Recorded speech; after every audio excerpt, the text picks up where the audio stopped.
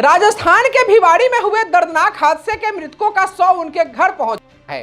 सरकार ने मुआवजे की घोषणा की है, लेकिन क्या मुआवजा उन बच्चों के सिर से उठ चुका पिता का साया लौटा पाएगा? क्या किसी मां की सूनी गोद फिर भर पाएगी?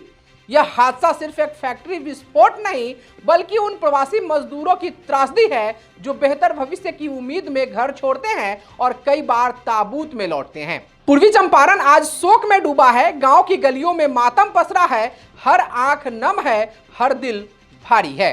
प्रशासन मदद का भरोसा दे रहा है, लेकिन सबसे बड़ी जरूरत है ऐसे हादसों की पुनरावृत्ति को रोकने की, ताकि कोई और मजदूर रोजी रोटी की तलाश में जाकर यूं मौत का शिकार न बने। आपको बता दें कि इस पटाखा फैक्ट्री विस्फोट ने पूर्वी चंपारण के कई परिवारों की खुशियां हमेशा के लिए छीन ली। जलते हुए कारखाने की आग में सिर्फ मजदूरों के शरीर ही नहीं, बल्कि उनके घरों के सपने भी राख हो गए। सवाल यह है कि आखिर उन मजदूर के परिवारों का क्या कसूर था जो रोजी रोटी की तलाश में सैकड़ों किलोमीटर दूर गए थे।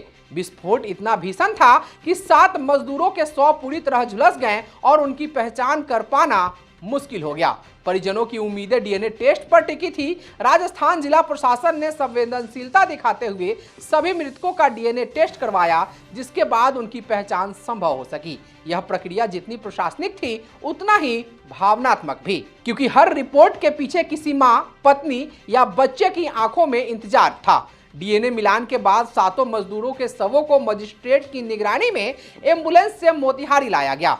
जब एम्बुलेंस पूर्वी चंपारण की धरती पर पहुंची तो माहौल गमगीन हो उठा। चीख पुकार और आंसुओं के बीच शवों को परिजनों को सौंपा गया। हर चेहरे पर एक ही सवाल था कि अब घर कैसे चलेगा।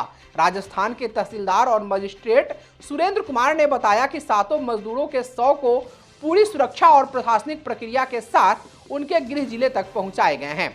वहीं चिरैया के लेबर अधिकारी संतोष कुमार ने आश्वासन दिया कि सरकार की ओर से जो भी सहायता दे होगी, उसे हर हाल में पीड़ित परिजनों तक पहुंचाया जाएगा। हरसिद्धि के लेबर अधिकारी मासूम रजा ने जानकारी दी कि 5 मजदूर हरसिद्धि प्रखंड के थे। उनकी पहचान की पुष्टि के बाद सभी आवश्यक कागजात जांच की जा रही है, ताकि सरकार द्वारा घोषित सहायता राशि जल्द से जल्द परिवार को मिल सके। 7 मजदूरों का देहांत हुआ था, वो लोग अब मोतिहारी अभी आ गए हैं। उनकी बॉडी को लेकर आए हैं लोग, वहाँ के प्रशासनिक पदाधिकारी आए हुए हैं लेकर। हम लोगों ने रिसीव भी कर लिया है। अब उनके घर तक हम लोग पहुँचा रहे हैं, पहले डेथ बॉडी ताकि अंतिम संस्कार हो सके। सभी की पूर्ण रूप से पहचान हो गई? हाँ, सबकी डीएनए टेस्ट के द्वारा पहचान सुनिश्चित की गई है और उसी के आधार पर अलग अलग बॉडी को ट्रैक किया गया है और हम लोग भेज रहे हैं। मुआवजे को लेकर बात की जा रही थी, क्या प्रक्रिया चल रही है? हाँ, मुआवजे के लिए मुख्यमंत्री राहत कोष से भी घोषणा हुई है और इसके अतिरिक्त श्रम संसाधन विभाग द्वारा बिहार प्रवासी मजदूर अनुदान योजना के तहत हम लोग देने वाले हैं। इसके लिए पेपर को एग्जामिन किया जा रहा है। उनके बहुत सारे पेपर तो जल गए हैं, लेकिन जो उपलब्ध है, जो नहीं उपलब्ध है, बनवाएंगे और उसके बाद उनको लाभ दिया जाएगा। जल्द से जल्द कोशिश करेंगे हम लोग। हम 4 लोग आए हैं, 7 लोगों की डेड बॉडी लेके आए हैं। कल शाम को चले थे, आज अभी पहुँचे हैं घंटे भर पहले। जो इनके परिजन हैं वो पीछे और बस आ रही है, आधा घंटे में पहुँच जाएगी तो वो पहुँचने वाले। डीएनए टेस्ट हुआ है सबका, 7 लोग थे, 7 की पहचान हो गई है, वो अभी सुपुर्द कर देंगे। क्या एक स्कूल सिर्फ पढ़ाई का केंद्र होता है, या फिर वह बच्चों के सपनों को उड़ान देने का मंच भी बन सकता है? रघुनाथपुर स्थित द स्टडी पार्क स्कूल में आयोजित वार्षिक उत्सव ने इस सवाल का शानदार जवाब दिया। पूरा विद्यालय परिसर रंग बिरंगी रोशनी और आकर्षक सजावट से सजा हुआ था। प्रवेश द्वार से लेकर मंच तक हर कोना इस बात का प्रमाण दे रहा था कि यह सिर्फ एक कार्यक्रम नहीं, बल्कि प्रतिभा और परिश्रम का उत्सव है। विद्यार्थियों के चेहरे पर उत्साह, अभिभावकों की आंखों में गर्व और शिक्षकों के मन में संतोष साफ झलक रहा था।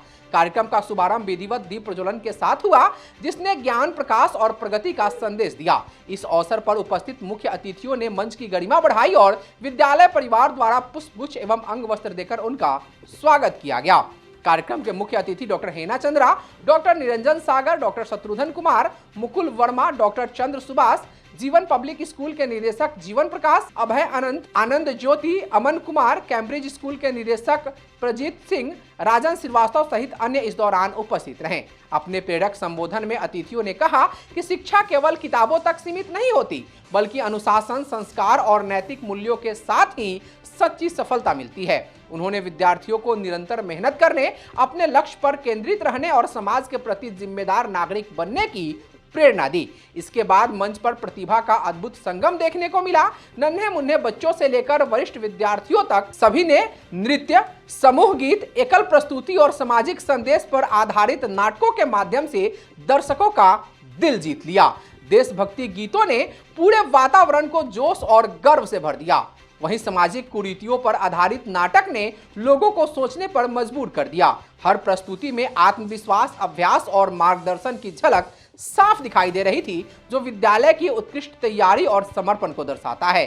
विद्यालय का वार्षिक प्रतिवेदन प्रस्तुत करते हुए वर्ष भर की शैक्षणिक उपलब्धियों, प्रतियोगिताओं में सफलता, खेल कूद में उत्कृष्ट प्रदर्शन और विभिन्न सह पाठ्यक्रम गतिविधियों का विस्तार से उल्लेख किया गया। यह स्पष्ट हुआ कि द स्टडी पार्क स्कूल विद्यार्थियों के सर्वांगीण विकास के लिए निरंतर प्रयासरत है और उन्हें हर क्षेत्र में आगे बढ़ने का अवसर प्रदान करता है। यहाँ शिक्षा के साथ साथ चरित्र निर्माण और नेतृत्व क्षमता के विकास पर भी विशेष ध्यान दिया जाता है।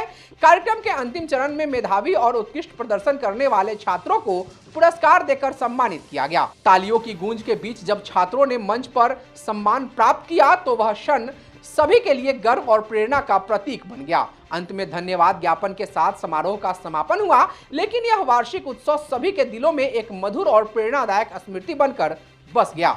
द स्टडी पार्क स्कूल ने एक बार फिर यह साबित कर दिया कि यह संस्थान सिर्फ शिक्षा ही नहीं बल्कि उज्जवल भविष्य गढ़ने का संकल्प भी देता है। इस अवसर पर स्कूल के डायरेक्टर पवन सर और शानदार मंच का संचालन कर रहे शांतनु सर ने क्या कुछ कहा, आप खुद सुनिए। आज विद्यालय में सांस्कृतिक कार्यक्रम का आयोजन किया गया, जो हर साल इसी दिन को किया जाता है। क्या प्रस्तुतियां हुई हैं? आज बच्चों में बहुत अच्छा रंगारंग कार्यक्रम प्रस्तुत किया, जिसमें सामाजिक संदेश भी था और सामाजिक कुरीतियों से भी था और हमारा जैसे संस्कृति कैसे डेवलप कर रहा है उससे भी रिलेटेड था। इससे बच्चों से ये उनका चारों तरफ से उनका सामूहिक विकास होता है और बच्चों का माइंड पूरी तरह डेवलप हो पाता है। वो अपने आप को और अच्छा से अच्छा प्रूव कर सकते हैं इससे। आज का जो आयोजन है बहुत सफल आयोजन रहा।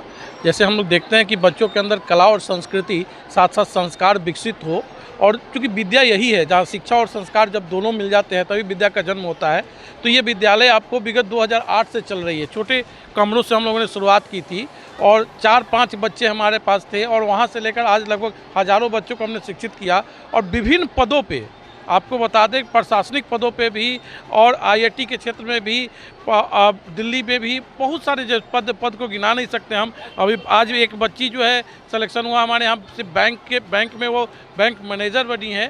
तो ऐसे शिक्षा का माहौल यहाँ रहा है और हमेशा इस विद्यालय का कोशिश रहा है कि बच्चे के अंदर शिक्षा के साथ साथ संस्कार भी बढ़े, ताकि इस देश का, इस राज्य का, इस राष्ट्र का एक निर्माण हो सके। नौ सैनिक का निर्माण करने की जो सपना है, जो भारत को जगत गुरु के पद पर पदस्थापित करने की सपना है, उसके ओर अग्रसर यह हमारा विद्यालय है।